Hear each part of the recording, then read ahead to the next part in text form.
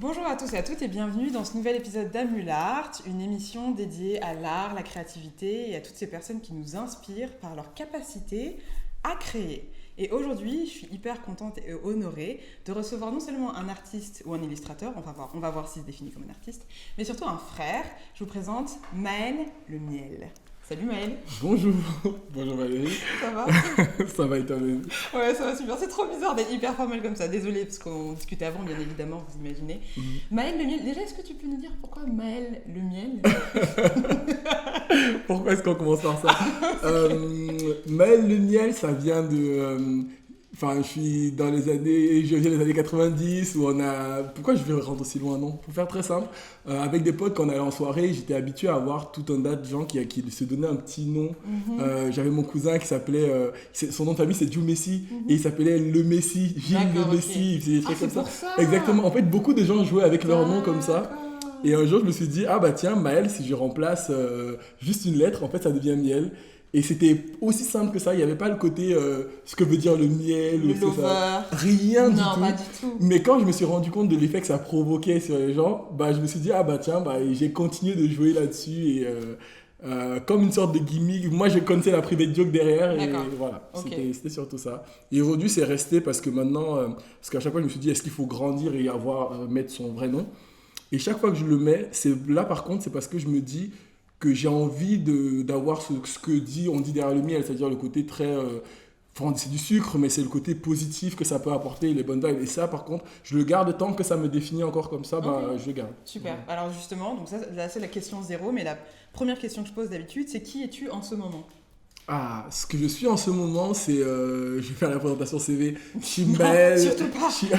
je suis Maël, 30 ans, social media stratégiste. Ok. Social media stratégiste, ça dit juste que j'accompagne des marques sur le digital et les réseaux sociaux dans leur communication. C'est ce que ça dit de manière très simple.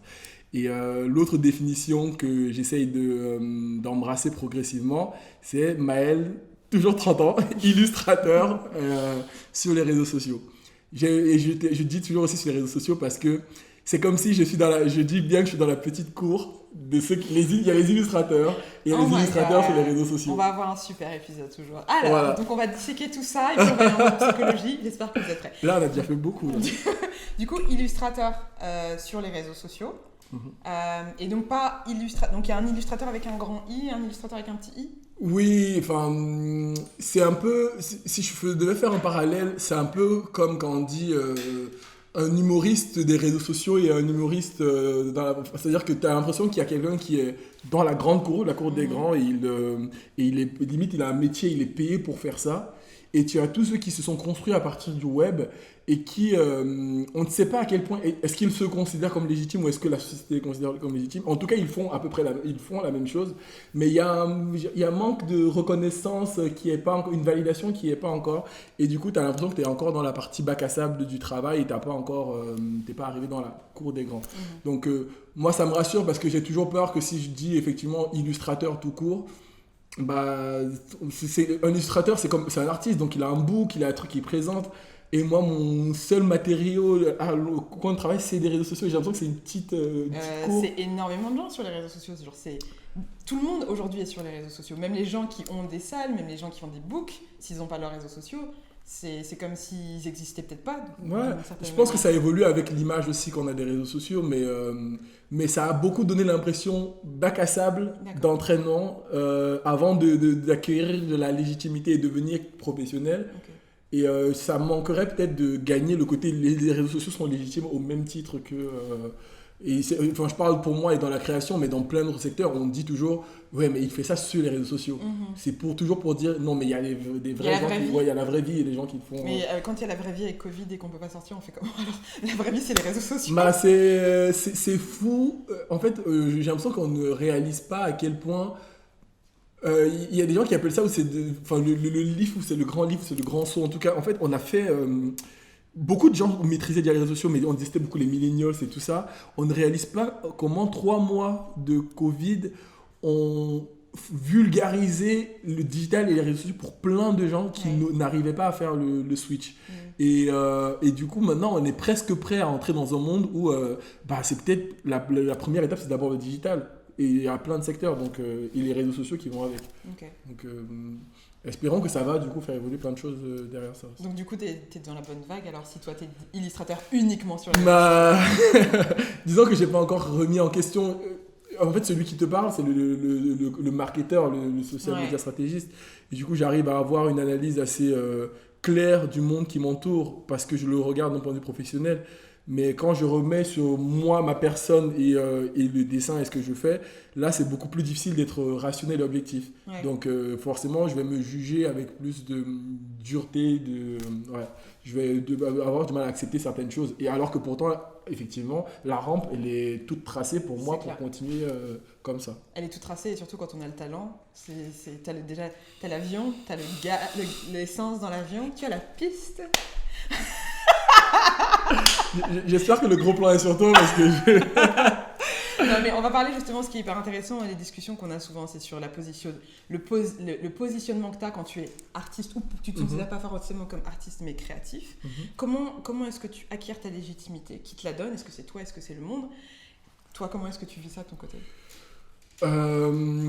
Bah, effectivement, comme personne me l'a encore donné cette légitimité-là, bah, c'est très difficile pour que moi-même je la donne parce que vraiment, si c'est une route, je pense que heureusement j'ai quitté les starting blocks, donc j'ai avancé un peu, mais j'ai toujours pas, par exemple, je ne sais pas si je serai artiste à partir du moment où je vais dire que j'arrête de le faire à côté comme une simple passion et que je vais le professionnaliser. Là, je vais dire, ah bah tiens, ça y est, j'embrasse vraiment cette carrière-là et je suis un artiste, la preuve, j'en fais quelque chose.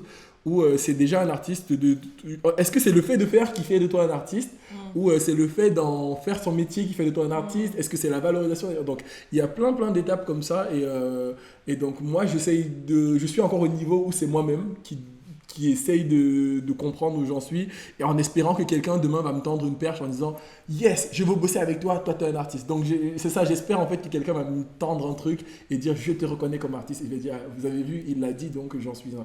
Mais moi-même le processus est trop long quand je reste juste à mon niveau pour essayer de répondre à la question. T'as fait des collabs un petit peu toi récemment, des gens justement qui t'ont tendu des perches? Parce que... Oui, en fait il y a eu des collabs, la plupart des collabs ont été initiés par moi, mais après derrière, enfin la plupart. Disons que moi j'ai du mal encore à bosser pour les autres, donc ça s'est toujours passé par moi qui vais sentir un truc qui va me plaire et du coup je vais dessiner par rapport à ça.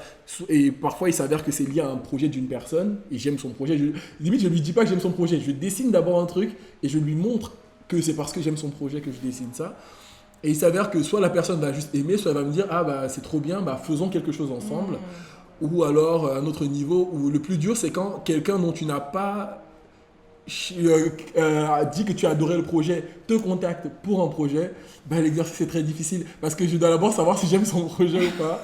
Et ça doit arriver des moments où tu dis ah c'est chaud, non j'aime pas. Ouais, en fait je me heurte à beaucoup de barrières. Il y a le truc où tu te dis bah en fait tu te rends compte au fil du temps que c'est pas que t'aimes pas son projet, c'est juste que tu t'es pas laissé suffisamment de temps pour embrasser son projet et faire parce que souvent les créations c'est j'ai besoin de ça pour dans quelques jours. D'accord. Et on réalise pas en fait que parfois les choses que je dessine c'est pas hier que j'ai commencé à aimer ces choses-là, c'est quelque chose en fait qui a toujours été dans ma tête depuis un moment. Et le moment où ça sort, en fait, j'ai une vraie grosse période pendant laquelle je digère un truc qui me plaît avant d'en sortir. Ça peut prendre des années, en fait. D'accord. Et j'en veux pour exemple un truc que j'avais fait pour le Wanderlust, qui était une sorte d'animation de personnages qui dansaient et d'ailleurs qu'ils avaient bien apprécié. Après, on m'avait commandé des dessins. En fait, ce qu'ils ne savent pas, c'est qu'avant même d'être un projet pour le Wanderlust, c'est moi en fait, il y a une sorte d'illustration que j'adore qui s'appelle Sugar Shack, qui est réalisé dans les années 80. C'est un illustrateur qui passait en télé en plus, qui avait fait ça. Il avait réussi à figer une scène dans une sorte de bar cabaret noir et tu as une scène figée de gens qui sont en mouvement et qui dansent. Et j'étais fasciné, je me disais un jour il faut que je fasse ce dessin-là en version moderne, il faut que je le fasse. Et il s'avère que le jour où j'ai réussi à sortir le truc, le lieu qui me semblait le plus proche de ça, où on aurait pu retrouver ces gens-là, il s'avère que c'était le Wanderlust. Ouais. Et donc, Convergence est arrivé et je l'ai fait. Et à ce moment-là, le Wanderlust se dit, mince, il est allé hier à notre événement et il a kiffé. Non, en fait, c'est un mélange de plein de choses. Il y a un processus qui dure depuis plein d'années et qui est sorti aujourd'hui. Et voilà. Et justement, ton process créatif, comment est-ce qu'il est fluide? Est-ce que c'est quelque chose qui est difficile? Est-ce que c'est un accouchement qui est pénible et douloureux? Parce que, en fait, t'es inspiré de plein de choses finalement, mais entre le moment où tu as l'inspiration et le moment où tu as la réalisation, il peut se passer combien de temps et comment ce processus se passe? Il y a beaucoup de dessins que je sors en 2020 qui sont des dessins qui ont été pensés en 2018 ou qui ont été pensés en fait j'ai envie de dire que c'est long. C'est long, en fait, c'est très bizarre. L'idée, elle peut me venir là aujourd'hui, on parle et je vais dire, ah tiens, je sens ça. Par exemple, je dirais, ah, Halloween, c'est une super période, j'ai envie de dessiner un truc sur Halloween. Je vais le dessiner et après, je vais le jeter à la poubelle. Je ne vais pas le sortir. Parce que à ce moment-là, je vais dire, mais non, il n'y a pas d'essence là-dedans, c'est juste un truc, ça a l'air trop gratuit, il n'y a pas. Ça veut dire quoi, c'est là trop gratuit? Je m'oblige parfois à mettre en concept derrière tout ce que je sors, alors que au fond de moi, je n'aimerais pas en fait. J'ai pas envie de me prendre la tête dans mon dessin, mais je me suis rentré dans un processus que pour confirmer que je suis un artiste, il faut qu'il y ait un concept. Donc je me suis auto-flagellé dans cette je vois. Est-ce que c'est pas aussi ton métier qui vient, en fait, vu que tu es censé sortir des concepts pour des marques, en fait, tu te fais pas bouffer par ton métier, mais tu as ces deux cerveaux-là qui disent, ok, on crée et en même temps, il faut que ça ait du sens parce que le client, potentiellement, doit devoir justifier le budget qu'il va mettre dans sa campagne de publicité. Oui, je pense que bien sûr qu'il y a de ça. Tu as toujours envie de dire que tu as une démarche et tu as une approche intelligente. Alors qu'en réalité, surtout quand on en parle d'art et de dessin, ça devrait être une approche beaucoup plus émotionnelle et simpliste. Parfois sur mon Instagram, il y a des dessins qui ne répondent à aucun concept. Ils ont juste été spontanés et l'expression de quelque chose. Parfois même certains dessins dans ce genre-là, quand je les fais et qu'ils marchent, je suis mais mais pourquoi vous aimez ça? Mais vraiment, c'est genre, mais pourquoi vous aimez ça? J'y ai pas mis. En fait, ce que je réalise pas, c'est que j'y ai mis une partie de moi que je ne savais pas en fait. J'ai mis beaucoup d'émotions, j'ai mis mon âme, j'en sais rien, mais j'ai mis beaucoup de choses que je ne réalise pas souvent. Et parfois, je peux avoir des choses très conceptuelles qui n'ont pas mon âme, qui n'ont pas mon... Ça, en fait, voilà. C'est là et c'est ça, c'est beaucoup là. Et après, parfois, j'arrive à des trucs qui ont les deux. Donc, j'essaye d'arbitrer. Idéalement, j'aimerais ne pas me prendre autant la tête. Mais j'aimerais aussi parfois sortir les choses et on se dit, waouh, c'est inspiré, il est malin. Enfin, ça fait toujours plaisir aussi. Donc, je pense que je suis sensible à ça parce qu'il y a plein d'artistes, et même pas forcément dans le domaine de l'illustration, des gens que j'aime et que je suis sur les réseaux sociaux. Et quand je vois leur travail, j'aimerais que mon travail fasse le même effet. C'est-à-dire l'effet de dire, wow, le gars, comment il a pensé à tout ça, comment il nous embarque là-dedans. Et c'est pas de l'émotionnel. Mais comment tu sais quel effet ton travail fait sur les autres personnes, à moins que tu aies des caméras chez eux? J'en sais rien. Non, c'est vrai que j'en sais rien. Et il faudrait plus souvent demander. Je pense qu'il y a un décalage. Et pourtant, comme tu dis, mon travail, quand je bosse pour des marques, c'est de leur faire réaliser le décalage qu'il y a entre ce qu'elles pensent d'elles-mêmes et ce que les gens pensent d'elles. Une marque va se prendre la tête pour sortir des campagnes très très hautes quand la cible attend juste qu'elle lui réponde en fait à un post sur les réseaux sociaux. Enfin, un truc tout bête. Et comme je dis, l'exercice est facile quand tu le fais pour quelqu'un. C'est ça. Dès que tu deviens la personne, là, parfois même quand je dessine, je me suis toujours dit, j'adorerais trop avoir quelqu'un qui est illustrateur, qui va dessiner et moi je vais juste lui donner Donc faire la direction artistique. Faire la direction artistique, lui dire ce que j'aimerais et il va dessiner parce que ça va me faire lâcher prise sur une certaine partie et c'est agréable et c'est un fardeau à la fois. C'est agréable tout ce truc-là et j'adore et je ne voudrais jamais arrêter, mais je sais pas si c'est moi qui me suis juste mis tellement de pression sur les épaules que je peux faire 3 mois sans rien sortir, alors que j'aimerais sortir. Je commence plein de choses et après il s'arrête là dans mon cahier et rendez-vous peut-être dans 2 ans pour les voir, quoi. Et du coup quand tu fais 3 mois sans rien sortir, toi c'est quelque chose qui est paisible ou t'es en mode non en fait j'ai rien sorti? Non. C'est quoi, t'es en mode blocage feuille blanche ou t'es en mode c'est toujours pas assez bien? C'est toujours pas assez bien parce que les feuilles blanches c'est des cahiers maintenant, c'est des cahiers blancs. Non mais en plus je suis parfois comme un gosse vis-à-vis du matériel qui permet de créer. C'est-à-dire que quand je vois des cahiers, quand je vois des crayons, mes doigts, j'ai envie de faire un truc avec, je suis excité. Limite, quand je prends les transports et que le trajet va être ou long ou pas du tout, je suis plus content d'avoir un cahier et un crayon que même mon téléphone avec moi. Et je me dis, tout ce que je vais pouvoir sketcher et tout ce que je vais pouvoir dessiner. Et quand je dessine, dès que j'arrive à la maison, Hop là, finalement, le concept, je me dis, ah bah non, mais t'as pas réfléchi au concept qui allait, qui allait packager ça. Donc, du coup, hop là. Et Et quand tu dis tu jettes littéralement ou tu le mets de côté? je mets de côté, j'ai plein de D'accord. cahiers qui sont remplis, comme je dis, j'ai plein de cahiers qui sont remplis de trucs. Et c'est pour ça que je prenais l'exemple d'Halloween, parce que bah, il est très probable que ce que je vais faire cet Halloween, c'est le projet que j'avais pensé à Halloween d'il y a peut-être 2 ans, que je trouvais qu'il n'était pas assez mûrement réfléchi. Et c'est aussi ça, quand tu laisses quelque chose et que tu reviens dessus, tu as un regard neuf sur ton travail, tu revois les choses qui t'ont empêché de le faire la première fois. Et surtout, tu l'adaptes à des réalités qui le rendent encore plus concrètes Ouais. aujourd'hui. Et puis t'es plus Et, la même personne. c'est Enfin, il y ça, a c'est 2 ans, ça. ne serait-ce qu'entre hier et aujourd'hui, il y a un monde, tu vois, donc 2 ans, c'est genre... Ouais. Donc j'aimerais que ce processus de remise en question soit plus court, mais quand je dis 2 ans, quand je vois l'histoire qui était prévue pour Halloween et qui était limite, ça aurait fini en bouquin aussi, j'étais surréaliste aussi parfois par rapport à ce que je voulais faire, enfin si je l'avais fait à cette époque-là, ça m'aurait pris peut-être 3 semaines, et pour sortir un truc qui allait être 20 cases sur Instagram.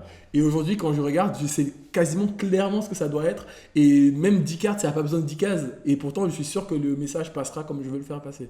Donc, laisser poser des choses de temps en temps, ça me fait plaisir, parce que ça me permet de revenir dessus. Mais ce laps de temps-là qui est creux, et on parlait du timing de 3 mois pendant lequel je produis rien, je le vis pas sereinement. Ouais. Je suis énervé, j'aimerais trop sortir des choses et je m'en veux de pas avoir ce truc-là, quoi, de cette liberté-là. Comment est-ce que tu fais du coup pour gérer tes émotions? Parce que j'ai l'impression que quand on est illustrateur ou slash artiste, il y a quand même vachement d'émotionnel qui est lié. Ouais. Et même si c'est ta tête qui fonctionne à certains moments, ton cœur est quand même là d'une certaine manière. Et quand tu te laisses aller, c'est ton cœur qui parle le plus. Et donc c'est plus spontané. Et peut-être que ça touche un peu plus les gens. Toi, tes émotions, comment est-ce que tu les gères? Est-ce que tu arrives, tu as une touch, tu es connecté? Comment ça se passe? Le Maël d'aujourd'hui qui est sorti du Covid Ok. est beaucoup plus. C'est étonnant. En fait, c'est comme si je suis en train de sortir de moi-même et de me regarder. C'est très bizarre. Mais j'ai l'impression que j'arrive mieux à gérer mes émotions. Ouais. Je suis beaucoup plus posé. Et c'est pas une mauvaise chose d'avoir des émotions, mais je sais que je me suis toujours défini comme un individu qui est soumis à ses émotions. C'est-à-dire que j'ai D'accord. accepté et j'ai ouvert les vannes et je me suis autorisé à être aussi émotif et tout ce que tu veux que possible. Ça me permet de les explorer, ça me permet de les assumer et plus le temps a passé, j'ai commencé à me dire tu dois toujours les assumer, mais mets-y un peu de contrôle parce que ça crée souvent des décalages avec les gens et même moi-même parfois c'est pas si bien que ça d'être d'être géré par tes émotions. Donc le mois post-Covid, je ne sais pas ce qui s'est passé, je pense que j'ai eu plus de temps pour me retrouver avec moi-même et j'arrive maintenant à bien les équilibrer, à les sortir un peu comme je les veux, dans l'ordre où je les veux. Mais et du coup, forcément, ça a un effet dans mon processus créatif. Et c'est pour ça que limite maintenant, j'ai même pas encore commencé à dessiner et je me sens un peu apaisé. D'accord. J'accepte un peu plus qu'il est possible que des choses vont sortir dans quelques temps. Et peut-être pas, mais j'arrive à l'accepter. Ouais. Là où j'étais plutôt colère, triste et tout ça en même temps. Et je pense que c'est ça tu prends pas le temps de les analyser une par une. Tu sais juste que là, je suis triste parce que j'ai pas sorti le truc. Tu sais que là, tu es en colère parce que tu vois d'autres personnes sortir des trucs et tu n'as toujours rien fait. Et tu es toujours enthousiaste parce que tu sais que tu as toujours envie de sortir des choses en même temps. Donc, c'était ce qui se passait avant et maintenant, j'arrive à naviguer ouais, à m'en Et du coup, servir. ça joue sur ton travail, cette navigation, elle est plus... Bah, ça joue, encore une fois, je te dis, je suis dans une sorte d'excitation pré-dessin. C'est-à-dire qu'actuellement, en fait, bon, petit spoiler, je bosse sur un projet pour une personne. C'est aussi ça qui fait que j'ai rien sorti, mais c'est pas la vérité. En vrai, j'aurais pu trouver le temps pour tout. Ouais. Mais le projet pour cette personne se termine à la fin de cette semaine-ci. Et je suis excité de repasser à moi-même, à mes projets, à moi, donc, et du coup par le dessin. Mais pourquoi j'ai confiance? C'est parce que c'est une manière de gérer les émotions. Je suis en train de le mettre aussi dans mon travail. Parce que quand je dis que je suis un individu qui laissait transparaître ses émotions, c'est pas que dans le dessin, c'est dans tous les secteurs de ma vie où j'ai beaucoup été géré par mes émotions. Et dans le travail, quand quelqu'un me fait faire un truc que j'aime pas, je suis frustré, je le cache même pas. Enfin, il y a plein de choses comme ça. Et aujourd'hui, je vois comment je suis apaisé professionnellement et j'essaie et je suis sûr que je vais être apaisé dans le dessin aussi. C'est cool, franchement, c'est très cool. C'est quoi ton premier souvenir créatif? Tu vois, le moment où tu t'es dit, bah là, en fait, je suis en train de créer quelque chose quand tu étais petit. Waouh. En fait, ce qui est très drôle, c'est que le dessin a toujours été. Bon, 15% c'est trop peu. C'est peut-être 30% de ce que moi je me pense être comme créatif. D'accord. Ah, ok, Mais donc, je trouve que ok. c'est la partie la plus visible de mon travail aujourd'hui. Et c'est pour ça que parfois j'arrive à dire que je suis capable d'avoir quelqu'un qui décide et moi je lui donne des idées. D'accord. Parce que le dessin j'adore dessiner, mais je pense que j'adore plus conceptualiser les choses que dessiner. D'accord. J'adore penser des Ok. concepts, des projets. J'adorerais aider quelqu'un à bosser sur une web TV. J'adorerais bosser. En fait, j'adore mettre des idées et le dessin est une manière de celle-là. Et quand je remonte à moi quand j'étais petit, quand j'étais petit, je faisais jouer littéralement ma salle de classe. Je faisais jouer. Non, non, Je suis pas du tout je, étonnée. je, je sais, je faisais jouer, mais le quartier dans lequel j'habitais.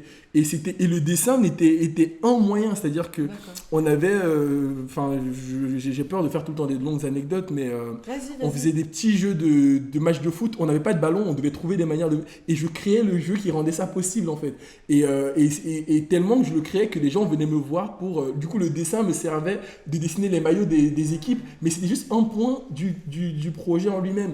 Et après, chaque fois qu'on réfléchissait à un nouveau jeu, bah, j'arrivais avec un nouveau concept de jeu. Et donc, c'est pour ça que je dis que réfléchir à des idées a toujours. Et c'est ça le moi, en fait. Le moi Ouais. créatif, c'est ça. Mais dans le monde dans lequel je vis aujourd'hui, je n'arrive pas à trouver ce même équilibre-là pour le traduire. Et le dessin est une manière qui fonctionne. Quand je suis arrivé en France, par exemple, on était autour de 2014-2015. Mes petits frères allaient dans un collège. Et à cette époque-là, les jeunes jouaient à beaucoup de cartes qui étaient type cartes Pokémon et tout Mhm. ça. C'est toujours le cas. Famille nombreuse, on n'avait pas beaucoup d'argent pour payer le truc. Et moi, à force de regarder les mangas, j'avais redessiné ça m'avait pris un temps fou. J'avais redessiné quasiment 3 paquets ou 4 paquets de cartes sur le truc. Et je jouais avec mes petits frères c'était une manière à nous de contourner le truc. Et il amenait ça à l'école et ses amis kiffaient tellement qu'ils délaissaient le jeu original Sérieux? pour jouer avec nous. Et Mais parce que, pourquoi bah, ils sont pas en vente tes cartes? hein? Pourquoi ils sont pas en vente tes cartes? Mais parce que c'était pas l'objectif. L'objectif c'était de Je pense jouer. qu'il y a l'argent. Non mais c'est pour te dire que aujourd'hui moi je cherche à chaque fois c'est ça que quand on me dit est-ce que je suis un créatif, pour moi c'est ça en fait, c'est Ouais. d'être capable de penser des trucs et le dessin a toujours fait partie de ça, mais le dessin moi je ne suis pas Maël illustrateur en fait, c'est pour ça que j'ai du mal à l'accepter Ok, je comprends trop mieux. souvent. Je suis pas illustrateur, je suis créatif et Ok. voilà. Je vais arrêter de forcer ça sur toi alors. C'est noté. Et du coup, tu as dit 30% illustration et c'est quoi le reste? Comment tu répartirais le reste des pourcentages? 30% illustration, je pense que je dirais 20% danse. Ah oui, c'est vrai. J'adore Non, mais alors danser. Maël est un Tu vrai vois, danseur. On On a inséré ici des non, images mais- de brinques de mais- Maël. Non, mais tu vois, et j'adore danser parce que ça fait partie de mon processus créatif. Ouais. J'adore chanter, mais enfin, tout ça c'est. Ok. Oui, non, mais j'adore Ok. chanter. Non. Ok, J'adore chanter façon bac à sable. C'est-à-dire que j'adore chanter. Je n'ai pas peur de chanter out loud, même si je sais que j'ai une voix horrible. Can et, we have a sneak peek here? non, jamais de la vie. Mais quand je dis j'adore chanter, j'écris pas du tout, j'écris pas de chansons. D'accord. Mais j'adore chanter les chansons. En fait, et j'aime pour moi la liberté créative passe par explorer plein de secteurs comme ça, qui ont même des secteurs manuels. Je pense que je suis beaucoup même plus fort qu'on ne le pense. Si je dois me donner le reste, parce que j'ai dit 30, 20 et peut-être 10% dans la chanson, parce que c'est vraiment anecdotique. S'il reste, j'ai pas fait le calcul, s'il reste 40%, je suis hyper manuel. Et les gens savent pas à quel point je suis hyper manuel. Tu me donnes un bout de papier, je te crée des trucs en fait avec des papiers et je te fais des personnages et tout. Et j'habille les personnages juste avec du papier, j'habille les personnages, je fais tout un autre truc. Et ça, j'ai jamais trouvé. En fait, les gens qui me connaissent vraiment depuis le Cameroun, quand on demande Maël c'est qui, bah en fait c'était un créateur de personnages. En fait, je faisais plein de personnages articulés et on créait tout un tas d'univers à partir de ça. Donc ça fait partie de moi aujourd'hui, sauf que j'ai jamais trouvé. Aujourd'hui, j'ai pas trouvé comment je peux le ressortir dans l'environnement dans lequel je suis aujourd'hui. Mais le dessin, lui, j'ai trouvé. Et le dessin, ça a mis du temps. Hein. Le dessin, c'est pas du jour au lendemain. J'avais aussi mis le dessin dans un coin jusqu'à ce qu'avec mon travail, des gens m'apprennent à dessiner sur ordinateur. Et c'est là que c'est revenu. D'accord. Tu Ok. vois un peu. Et donc, je cherche les autres trucs que j'aime faire. Le jour où je vais retrouver des manières de les exprimer, bah, ça va revenir aussi derrière. Ça sort d'où cet esprit créatif? Est-ce qu'il y a des personnes comme ça dans ta famille? Est-ce que tes parents étaient chauds par rapport à cette identité Excuse-moi, je sais qu'artiste, c'est pas ton délire, mais en même temps, tu dis tellement de choses. Et pour moi, tout ce que tu dis, ça rentre dans la définition d'un artiste. Parce qu'on n'a pas défini l'artiste. Parce qu'on n'a pas défini l'artiste. On n'a pas ça. défini le terme, c'est vrai. Ouais. Mais pour moi, tu vois, un artiste, ça peut être quelqu'un qui est juste sur une monodiscipline, mais aussi quelqu'un qui a cet esprit de pouvoir créer plein de choses avec plein de choses différentes, tu vois. Donc toi, t'es avec ton corps, avec ta voix, tu peux... Enfin, tu sais, tu me fais penser un peu à l'archétype de l'homme renaissance, quoi. Le mec, il peut tout faire. Il peut faire plein de trucs. Si demain, tu lui demandes de dessiner des immeubles, bah, tu lui donnes quelques règles d'architecture. Je suis pas en train de dire que l'architecture est facile, mais... Et il pourra, d'une certaine manière, apprendre, tu vois. Bah, en fait, moi, je me suis jamais considéré comme quelqu'un qui pouvait tout faire, ou en tout cas faire beaucoup de choses. Je me souviens, quand j'étais petit, c'était mon petit frère à qui j'accordais ça. Tu projetais ça sur ton Ouais, en fait, mon petit frère, il a toujours, je trouve aujourd'hui encore, mais c'est dommage parce que je trouve qu'il est très bridé dans ce qu'il fait. Oh, really? Après, et pourtant, il excelle. Hein, genre, il est petit aparté, mais il excelle dans ce qu'il fait actuellement. Mais je l'ai toujours trouvé comme une sorte de multipotentiel parce que quand on jouait au foot, il venait jouer au foot et il était trop fort. On fait de la danse et moi j'aimais la danse, donc du coup lui il voit, il se rentre là-dedans et il est chaud. Et il est chaud vraiment en danse et dans plein de trucs. Il a jamais exploré le dessin, mais je l'ai toujours regardé avec ce regard-là de dire waouh, tout ce qu'il fait. Et je disais toujours autour de moi, non, mon petit frère, lui, il sait tout faire, il est capable de tout faire. C'est pas un truc de famille du coup?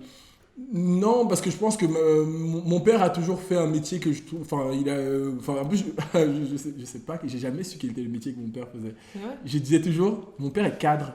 D'accord. Et en plus, à l'époque, au Cameroun, il était cadre chez DHL. Parce que quand j'avais demandé son travail, c'est parce qu'il est très vague, c'est tout comme ça, mais il m'avait toujours dit à l'époque, cadre chez DHL. Donc je l'ai porté pendant toute longtemps. Et aujourd'hui, quand je dis cadre, ça veut rien dire, c'est pas un Ouais. métier cadre. Tu vois, un peu, c'est un statut peut-être, mais c'est pas un métier. Et mon père, c'était ça. Ma mère, elle bossait dans un laboratoire d'analyse. Donc pareil, Très cartésien, rationnel. Ouais, c'est ça. Et après, moi, je me dis que quand je vois le parcours de mes frères et sœurs qui sont mais mon grand frère finance, en dessous finance, après les autres ingénieurs ou médecins, en fait, quand je les vois, je me dis toujours que est-ce que c'est vrai cette histoire de t'as un enfant où en fait tu lâches prise quelques secondes, tu le laisses en fait, et parce que tu le laisses, tu ne mets pas beaucoup de pression sur lui, du coup il fait à peu près ce qu'il veut. Et ça serait toi du coup? J'ai l'impression que Ouais. j'ai eu de ça. Ma mère a été sur mon dos pendant un moment quand on était au Cameroun pour que j'ai... non, le bac je l'ai eu en France, mais pour que j'ai il y a tellement des diplômes au Cameroun à avoir, mais elle était sur mon dos au point de m'emmener à son école, et alors, enfin... J'avais déjà dans ma tête, j'avais délaissé l'école.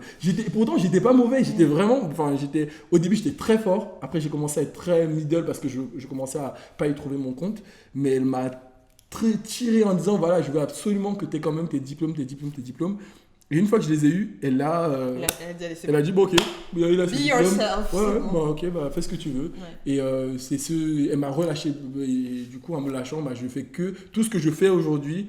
J'ai du mal même à me projeter sur quelqu'un de ma famille en me disant j'avais du mal parce que maintenant j'ai des gens, j'ai des modèles, mais j'avais du mal et tout ce que je faisais était j'avançais à tâtons et j'acceptais limite de ne même pas savoir ce que je vais faire professionnellement jusqu'au dernier moment, et après je sentais que ah non, c'est ça que je dois faire. C'est vraiment ça, c'est comme si tu posais des cartes et j'étais comme ça, je disais. Et à un moment donné, bizarrement, je sens et je vais. Et je m'étais jamais trompé. Et jusqu'à aujourd'hui, je pense même pas m'être trompé dans les choix que j'ai faits. D'accord. Donc tu penses que ton intuition, ton rapport avec ton intuition est assez solide, ou en tout cas c'est assez fluide? Je lui ai donné beaucoup d'importance, beaucoup de place. Et ça m'a jamais. Maintenant, je suis en train de le remettre en question et j'aimerais faire des choix. Rationnel, je sais pas si... parce que les gens ils disent qu'il y a de l'intelligence émotionnelle et tout ça, mais Bien sûr. je sais que maintenant Genre, j'essaye de... Non, mais en fait j'aimerais avoir, comme je dis, reprendre un peu plus de contrôle sur ma vie parce que ça retire certaines certitudes. Et je pense que je suis quelqu'un, sans m'en rendre compte, un peu angoissé aussi.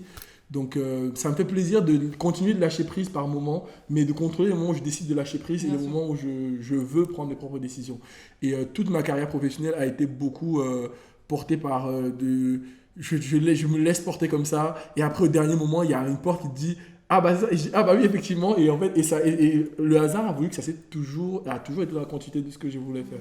Peut-être que ça aurait été. Ça veut dire que si mon intuition m'avait envoyé dans une autre carrière, peut-être que ça aurait été cette autre carrière-là. Bien sûr.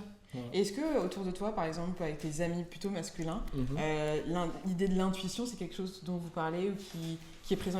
Parce que nous, les nanas, on est toujours en mode je me suis écoutée, j'ai entendu, mon cœur, mon ovaire, ça il a dit, donc du coup, nanana. Est-ce que vous faites des trucs comme ça?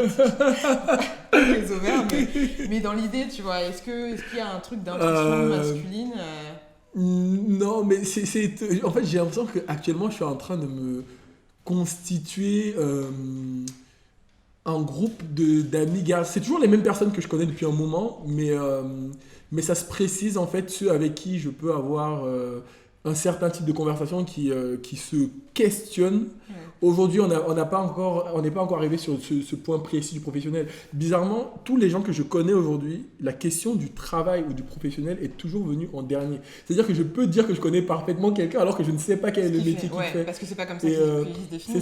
C'est ça. Mais beaucoup de gens, et à un moment donné, j'ai commencé à dire, mais c'est tellement dommage. On se connaît tous. Et jamais on se demande ce que chacun fait. Donc forcément, si on se demande jamais ce que chacun fait, on ne partage pas les problèmes qu'on rencontre, pas les struggles, et on n'arrive pas à se remettre en question. Donc, et les opportunités aussi. Et les opportunités. Mais je pense que moi aussi, de toute façon, je me disais que ces personnes-là, de toute façon, ne vont pas faire un métier qui va m'intéresser. Je viens du Cameroun où on est beaucoup éduqué au métier d'excellence. Les métiers d'excellence, c'est avocat, ingénieur, médecin. Donc, comme je sais que beaucoup de mes semblables qui ont le même âge que moi ont été formatés, je les vois ici en France, je sais très bien, je ne sais pas quel est leur métier, mais je me doute que si je tire l'une de ces cartes-là, ce sera forcément ça ou l'autre. Bah donc forcément, je me dis toujours, qu'est-ce qu'ils vont du coup m'apporter? Ils ne vont pas me stimuler sur mes batailles parce qu'ils ne les vivent pas, on n'a pas les mêmes struggles. Mais en réalité, je pense que si tout le monde peut apporter quelque chose à chacun, même en faisant des métiers différents. Mais j'ai jamais osé creuser plus parce que de base, je me disais, de toute façon, leur métier n'est pas connexe au mien, donc j'y arriverai pas. On n'arrivera pas à échanger, partager nos problèmes et trouver des solutions. Ok, d'accord. Et comment est-ce que ces personnes-là, par exemple, eux, elles voient ton métier ou en tout cas ce que tu fais sur Instagram? Ils le voient comme ma mère le voit. Non, mais ils le voient, genre, mais elle, c'est différent.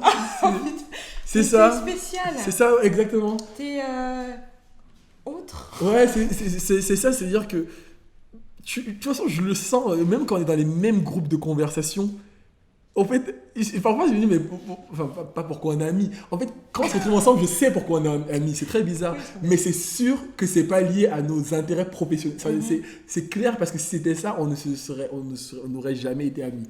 Donc, et quand tout le monde, si on est à table et que tout le monde va commencer à dire son métier, tu vois, déjà que illustration, c'est déjà un truc qui est niche dans les gens qui sont dans des métiers ouverts et créatifs, je trouve que c'est niche. Alors, être dans la communication à côté de tous ces amis qui sont ingénieurs et tout ça, c'est niche, quoi. Donc, j'en parle tout le temps en disant... je fais du marketing. Tu dis parfois c'est du marketing alors que je déteste le marketing, c'est clairement pas ça mon métier. Mais tu essayes de trouver des trucs que tout le monde peut comprendre. Donc le regard qu'ils ont, c'est on accepte Maël, il est différent, c'est la personne différente. Comme il danse bien, que c'est un ambianceur, ça passe. Mais vraiment, ma mère, j'ai arrêté d'essayer de lui faire comprendre ce que je fais comme métier. Elle pense que mon dessin est dans mon travail. Alors que jamais je dessine au travail. Jamais je dessine au travail. D'accord. Mais c'est le plus simple. Et même mes tantes qui sont au Cameroun, leur expliquer la communication, c'est trop bizarre, elles comprennent pas. Donc du coup, quand elles me voient dessiner, elles disent regarde les dessins qu'il fait, parle-moi à leurs amis, il fait des dessins et du coup il fait ça pour son travail. Rien à voir. T'es en mode ok, je prends, je valide. Et qu'est-ce que tu penses aujourd'hui justement de la scène peut-être créative, je sais pas si tu sais, au Cameroun, les jeunes justement qui veulent aller vers ces métiers-là, alors qu'on a eu une éducation, en tout cas de notre génération, où on nous disait médecin, qui n'est pas d'ailleurs lié au Cameroun, je pense que c'est vraiment un truc de... quand je regarde certaines potes qui sont, je sais pas, du Laos ou de Chine, leurs parents leur disent la même chose, c'est les métiers, tu es sûr que tu auras du travail, tu es sûr que tu seras respecté, et j'ai l'impression qu'il y a une nouvelle énergie qui se crée au niveau de la jeunesse et on se dit ok c'est cool d'être médecin etc, mais bon quand tu regardes comment les médecins sont traités en France, mais est-ce qu'on peut pas être créatif, est-ce qu'on peut pas être directeur artistique, est-ce qu'on peut pas être designer, est-ce qu'on peut pas être je sais pas moi peintre, Pour le moment, je suis encore beaucoup pessimiste, malheureusement, par rapport à la vision que j'ai, parce que quand je regarde, je vais commencer par le Cameroun, je regarde le Cameroun avec beaucoup de tristesse sur les talents qu'il y a, parce que même, c'est pour ça que je dis que quand on parle d'illustration, je regarde autour de moi et je me souviens, parce que j'étais pas seul dans ce processus créatif quand j'étais petit, j'avais un cousin pour qui le dessin était vraiment ce qui le définissait. Et quand je suis rentré au Cameroun récemment, on en a reparlé et il m'a remontré ses cahiers. Et tu vois que moi j'ai eu la chance et lui n'a pas eu. La chance que moi j'ai eue, c'est d'être venu en France, et peut-être en contexte, une famille, j'en sais rien, mais d'être venu en France, qui m'a permis d'explorer à un moment donné ça. Et quand je le regarde, en fait, je sais pourquoi aujourd'hui il ne travaille pas. En fait, aujourd'hui, il ne travaille pas, il se débrouille, il fait des petits métiers. Mais en réalité, je sais pourquoi. Parce que ça n'a jamais été sa voie comme ça n'a jamais été la mienne. Sauf que lui, bah, on veut le faire entrer. Et même moi, je veux le faire entrer dans le moule. C'est-à-dire que quand je suis au Cameroun, je lui dis, mais non, j'ai un ami qui peut t'aider à faire ça. Il va t'aider à trouver un boulot d'informaticien. Ouais. En réalité, le gars, en fait, il veut pas faire ça. Ouais. Le gars, c'est un artiste. Donc on aura beau lui dire ce qu'on veut, il est un artiste, mais il ne saura peut-être jamais comment l'exprimer et il ne l'exprimera jamais. Donc mais lui, c'est une personne, c'est une histoire parmi des milliers d'histoires à moins que le pays change, à moins que de plus en plus de personnes qui soient créatives rentrent pour donner cette impulsion-là, ça ne bougera jamais. Et j'ai été au Kenya à un moment donné. Tu étais au Kenya quand? On n'était pas ensemble. J'ai été au Kenya avant. Ok. Et j'avais été visiter un endroit où il y avait des artistes. En fait, c'était une sorte de... Tu arrives dans une aire et tu as plein de box avec des artistes qui ont... et ces artistes-là venaient de tout. C'était presque comme des réfugiés de leur propre pays à eux. Après, finalement, en fait, il me dit oui, moi je viens de Côte d'Ivoire et bah pareil dans mon pays, le dessin n'a aucune voix valeur. et donc ouais, et tu es entré dans des mini galeries comme ça et chacun avait des tableaux de ce qu'il faisait et tu as de l'émotion et surtout une émotion, c'est triste parce que tu sais que ce gars-là avec un peu plus d'opportunités, il pourrait aller tellement plus loin. Mais elle n'y est pas. Donc le mieux qu'il ait trouvé, c'est quitter son pays, se retrouver dans un box qui, des touristes comme nous, venons là-bas et on peut leur acheter un tableau ou pas et espérer qu'un jour ça marche. Mais c'est le mieux qu'ils aient trouvé pour explorer cet art-là, là où dans leur propre pays, ils ne peuvent même pas. Et moi, je me regarde, je me dis, en plus de pas exactement savoir ce que je veux faire, mais en plus, parfois, j'usurpe je suis un illustrateur. Non, mais on n'arrivera pas à mettre les bons mots dessus. Je pense, encore une fois, ok, je dis pas usurper, mais je profite d'une lumière que si vraiment j'aimerais tellement la déplacer et la mettre sur eux, parce que, comme je dis, moi, mon combat, il est ailleurs. Il inclut le dessin, mais je pense qu'il est vraiment ailleurs. Il est plus global que juste le dessin. Et j'aimerais leur donner cette lumière-là et qu'ils en profitent.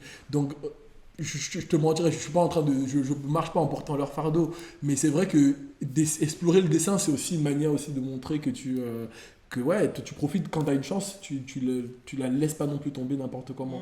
Il faut que j'explore au moins un peu mon dessin pour moi et aussi peut-être pour d'autres personnes. Okay. Voilà. Est-ce qu'il y a des artistes avec lesquels tu aimerais travailler? Oui, j'aimerais travailler Issa Rae. On est deux. Alors Issa, bonjour, bienvenue. Je te présente mon cousin. J'ai été tellement proche de toi pendant un instant, sorti de Covid. Ah oui. Ouais, parce que j'avais fait une super animation. Tu vois, elle m'a pas demandé. C'est pas elle, c'est sa team. Si c'était Issa, t'aurais déjà. Oui, non, mais en fait, parce qu'en fait, j'avais parlé à la team et la personne de la team, parce que je l'ai relancé un peu après, et il m'a dit ceci. Tu sais quoi? Je te promets, je suis allé, peut-être qu'il me ment, mais il m'a dit, j'ai parlé à Issa en personne de toi et on te contactera s'il y a une opportunité. Donc oui, effectivement, je ne l'ai pas touché, mais à travers cette personne, c'est comme si j'étais en train de dire, Issa, est-ce que tu me vois? Bien sûr. Mais Issa Rae, je pense que c'est les jeunes créatifs de la génération dans laquelle je vis, qui est américaine, par exemple, je vais penser à des Childish Gambino et tout, que je trouve, mais des Franco-Chianos aussi dans la musique, parce que c'est à la fois des créatifs. Ils sont jeunes, mais ils se sont aussi démarqués par une capacité à sortir de certains codes, en fait. Et ces trois-là que je cite ont vraiment réussi à casser les codes dans leur secteur. Et si je devais être plus proche de moi, je pense que Willem, j'aime beaucoup ce qu'il fait. Willem qui fait les mini histoires qui sont hyper passionnantes. Et d'ailleurs, je pense que lui, quand je vois ce qu'il fait, je me dis toujours, il sort une fois tous les ans, mais il y a tout un concept. Et c'est pour ça que je me dis que parfois, j'aimerais faire ça aussi, être très conceptuel, mais je pense que c'est pas, j'ai pas besoin d'être aussi conceptuel en tout cas. Mais il y a lui, il y a d'autres illustrateurs, il y a une illustratrice qui s'appelle Sanaka, qui est une des personnes qui m'a donné envie, redonné envie de dessiner et de raconter des histoires parce que je trouve qu'elle le fait extrêmement bien. Donc voilà, il y a des gens comme ça. Et sans donner des noms, si je dois choisir un secteur, je pense que c'est le cinéma. Mais je dis beaucoup le cinéma, mais pourtant tous les projets que je fais sont dans la musique. Tu vois un peu? J'aimerais bosser avec le cinéma, mais chaque fois que j'arrive dessus, j'ai trop peur de faire des mauvais trucs. Et je fais sur ce que j'appelle la facilité, la musique, mais parce que j'écoute tellement aussi beaucoup de musique que les musiques, c'est souvent des grandes images. Tu as une belle fresque dans un clip, et moi, ça me parle. Tu vois, la fresque, je me dis, je vais la poser en dessin. Et si c'était un film, ça serait quoi? Lequel? Ou un réalisateur? Ouais, laisse-moi revenir, réfléchir là tout de suite. Je pense que ce serait même pas forcément un grand film, ce serait les films de tous les films qui racontent des histoires de tous les jours. Parce que moi, dans mon dessin, je veux jamais. Par exemple, j'ai regardé Tenet, le film récemment Tenet, et je regardais le film en me disant, alors, quelle est l'image que tu vas vouloir en extraire? Et à la fin du film, j'étais, en fait, il n'y a rien. Et c'est ça le problème souvent des gros blockbusters, en fait. C'est que c'est beau, c'est explosif, mais à la fin, ça ne me dit rien du tout, exactement. Je préfère une scène figée comme celle que j'ai fait d'Insecure où ils sont posés là pendant un instant et elles ne se parlent pas. Et pourtant, ça dit tellement de choses que moi, derrière, c'est ça que... En fait, je visualise la beauté de la scène, mais je visualise aussi ce non-dit dans les échanges. Et voilà, après, je suis désolé, là, j'ai un trou de mémoire pour donner un nom de truc, mais je sais que l'exercice, quand je le fais, je préfère des trucs plus simples, qui racontent des histoires, et ça me parle à chaque fois, et j'ai tout de suite envie de dessiner un truc par rapport à ça. Ok. Qu'est-ce qu'on peut te souhaiter là pour la suite, dans la partie illustration, ou dans la partie danse, ou dans la partie direction artistique, parce que c'est quelque chose qui est vachement revenu, et en plus, tu es entouré quand même de gens qui font ça, direction artistique, de manière très proche. C'est quoi les trucs que tu as envie d'aller explorer? Je pense que, comme je dis, c'est un processus et que je sais que le dessin n'est pas mon point d'arrivée. Ouais, il faut me souhaiter d'avoir toujours plus confiance en moi, c'est clair. Mais plus ça me paraît plus si loin déjà, ces choses-là, ça me paraît plus si loin. Déjà que j'ai réussi à vous le dire à un moment donné à l'oral par rapport au truc qui parle de cinéma, de podcast cinéma, avant ça aurait pas été... Je l'aurais jamais formulé parce que tous ces trucs-là, non, ça on en parlera en off. Mais, mais pourquoi? Parce que je sais pas si j'ai le droit de me penser comme... Tous ces métiers-là qui sont artistiques, c'est des métiers qui mettent en avant une personne. Ouais. Et je ne sais pas si j'ai le droit de mettre en avant ma personne. J'ai pas envie d'être quelqu'un d'imbu, de trop me mettre en avant. Le dessin est une manière détournée aussi parce que on le dit pas parce que je dessine pas que des gens, je me dessine aussi. D'accord. Et donc, et parfois je mets vite pause parce que je parlais d'une illustratrice qui s'appelait Sanaka. Elle se dessine dans toutes les scènes et elle raconte toute la vie à travers son prisme d'elle. Et je trouve ça hyper vrai parce qu'elle ne ment pas et c'est très authentique. Issare dans Insecure, le personnage s'appelle Issa. Donc elle parle de son point de vue. Mais moi, j'ai trop peur que quand je me mets en avant, que ce soit à travers le dessin ou même si je parlais d'avoir un podcast, j'ai trop peur qu'on croit que c'est Maël qui veut se mettre en avant. Et à partir du moment où j'ai peur qu'on pense que c'est moi qui veux me mettre en avant, j'arrête tout. Et tant que je ne suis pas sûr que c'est le travail qui passe devant, la manière dont j'arrive à mettre en avant le travail au-delà, ce serait la pire chose. Moi, c'est peut-être ma plus grosse peur. D'accord. De donner l'impression que je veux me mettre en avant alors que je veux être authentique, je veux que ce soit raconté depuis mon point de vue parce que de toute façon je ne raconterai jamais mieux du point de vue de quelqu'un d'autre. Donc j'ai déjà essayé d'inventer des histoires où je disais le personnage s'appelle, je sais pas, Raoul et je veux raconter une histoire à travers lui et je me dis tiens je vais le faire chauffe comme ça on va être sûr que c'est pas moi et tout ça. Mais rapidement je m'arrête parce que je dis mais qu'est-ce que tu racontes? C'est qui ce personnage? Tu le connais pas en fait. Donc, mais par contre, je n'ose pas raconter à travers moi non plus. Donc, voilà. Alors même que ton histoire et ton prisme est aussi valable qu'une Issaré ou... Possible, Ouais. mais je ne... Voilà. Et c'est peut-être celle-là, bah, du coup, si je dois la formuler ou la formaliser, bah, souhaitez-moi de dépasser ça. Je ne sais pas si j'y arrive, mais souhaitez-moi de dépasser ça. C'est dépasser ses peurs, c'est très difficile et franchement, je te comprends 100% et souvent quand je te pousse et que je te dis non, mais machin, c'est parce que je me parle aussi à moi. Et je sais que finalement, en fait, la vie, elle est très courte et que tu vois, là, 2020 est passé et là, il nous reste encore 3 mois. On a perdu une année. Oui, on n'a pas perdu une année, mon frère. On n'a pas perdu une année, c'est pas vrai. On l'a utilisé. C'était une année juste inattendue. Ouais, mais je suis sûr que de cette année-là, une année c'est 12 mois. Ouais. Dans les 12 mois, j'ai l'impression quand même qu'il y a 7 mois Qui sont pas valables. C'est presque un blackout. Quoi. Ouais. Et pourtant, pendant ces 7 mois-là, j'étais carrément comme une sorte dans un sas en train de me refaire quoi. C'est bizarre, mais pendant ces 7 mois, je sais que j'ai pas chômé, je sais que j'ai beaucoup pris du temps pour moi, mais si on doit dire du point de vue de la productivité, c'est comme si c'était 7 mois blackout et que maintenant l'année, pour moi l'année 2020 commence maintenant et jusqu'à décembre. C'est là l'année 2020 commence. Est-ce que tu te rappelles de ce qui se passait quand tu étais dans le ventre de ta mère? Oh, Non, bah c'est non. blackout aussi. Oui, blackout, bah Donc, oui. et pourtant, t'as pas chômé. Et hein. ouais, c'est ça, c'est exactement ça. Grand, en Oui. plus. Donc c'était quand même valable qu'il y ait ce temps de repos. Mais- Alors 7 mois, t'es un peu prématuré, mais... mais rajoutons 2 alors. Mais c'est vrai que, et même comme je me dis qu'il en reste peut-être, je suis pas dans le calcul, Il il reste doit 3 rester 3 mois environ. Je considère que c'est bien assez pour faire ce que j'ai envie de faire. Passer à 2020. Mais oui, non mais c'est sûr que en fait je suis sûr qu'il s'en est bien assez pour faire ce que j'ai envie de faire d'intéressant en 2020. Ouais. Et donc je peux encore dire yes, j'ai réussi 2020 juste avec ces 3 mois là et je suis hyper excité à ça. Yes. En tout cas, merci infiniment, Maël, d'avoir été présent. Merci à Je toi. suis hyper honorée parce que moi, j'adore ton travail. Je pense que t'es un artiste, mais je comprends que c'est des trucs, mais je respecte. Mais en tout cas, je trouve que tu es hyper talentueux. Je dis pas ça parce que tu es mon cousin et que du coup on partage du sang, quoique peut-être un petit peu. Mais ouais, voilà, nous on kiffe ce que tu fais et on sait que, en tout cas, il faut juste rien du tout, sois toi-même en fait. Le monde a besoin de ça. On mettra toutes les informations dans la barre d'infos pour que vous puissiez retrouver l'univers de Maël, donc Maël Le Miel sur Instagram. Et puis. Et voilà, et merci infiniment pour votre présence. Une dernière chose avant de partir, Maël, qu'est-ce que tu dirais à toutes ces personnes qui trouvent qu'elles ne sont pas créatives? Qu'est-ce que tu as envie de leur dire?